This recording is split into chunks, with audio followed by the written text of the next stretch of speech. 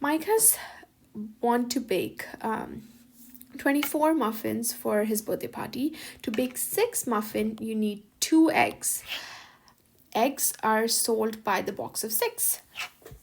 How many boxes does Mikas need to buy? So we know that 6 muffins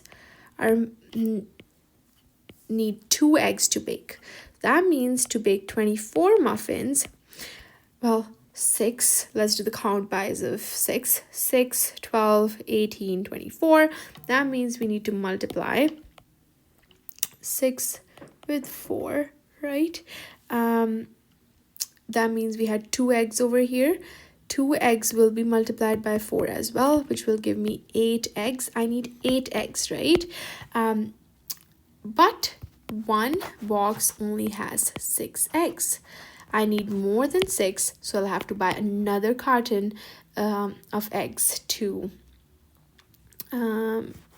fulfill my need. So it'll be 2 boxes of eggs are needed.